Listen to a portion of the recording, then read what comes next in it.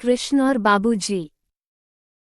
बाबूजी को श्री कृष्ण से आदेश मिला कि मथुरा में यमुना को साफ करते जाऊं, 6 मील की दूरी पर वृंदावन है, उसे भी साफ करना है।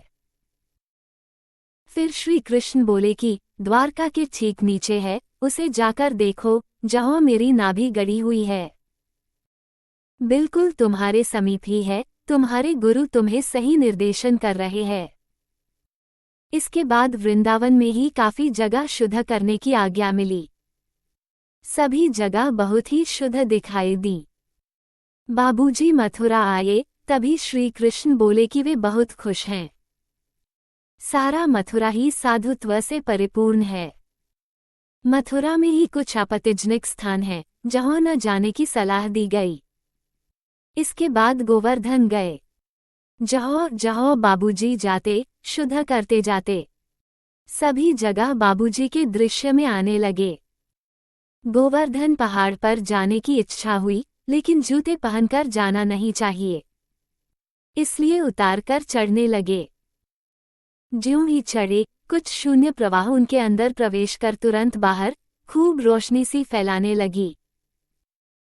फिर बाबूजी को आदेश मिला कि संरचनात्मक कार्य के साथ कुछ विनाश करने की भी आज्ञा दी। उसके बाद राधा कुंड को साफ करने के बाद बाबूजी को उसी कुंड में पैर धोने का आदेश भी मिला। लालाजी भी बहुत खुश हुए। बाबूजी की तबीयत जरा खराब होने के कारण मधुबन जाने का इरादा रोके रखा।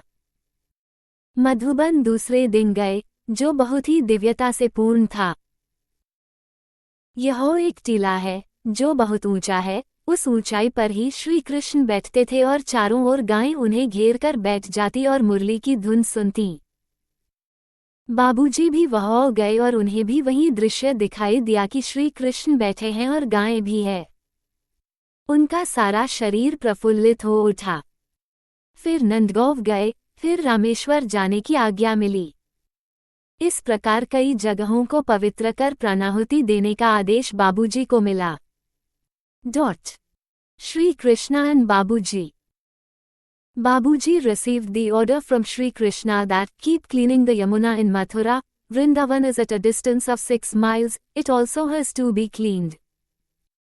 Then Shri Krishna said that it is just below Dwarka, go and see where my navel is buried. It is very close to you, your guru is guiding you correctly. After this, he received the order to purify many places in Vrindavan itself. All the places appeared very pure. When Babuji came to Mathura, then Shri Krishna said that he is very happy. The whole Mathura is full of saintliness. There are some objectionable places in Mathura itself where he was advised not to go. After this he went to Govardhan. Wherever Babuji went, he kept purifying them. Babuji started appearing in his vision everywhere. He wanted to go to Govardhan hill, but he did not want to go. Wearing shoes, so he took them off and started climbing. As soon as he climbed, some void flow entered him and immediately started spreading light outside. Then Babuji was ordered to do some destruction along with constructive work. After that, after cleaning Radhakund, Babuji was also ordered to wash his feet in the same kund. Lalaji also became very happy. Babuji's intention to go to Madhuban was put on hold due to his ill health. We went to Madhuban the next day, which was full of divinity.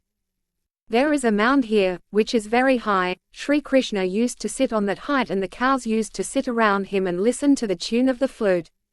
Babuji also went there and he also saw the same scene that Sri Krishna is sitting and the cows are also there. His whole body felt elated. Then he went to Nandgaon, then he got the permission to go to Rameshwar.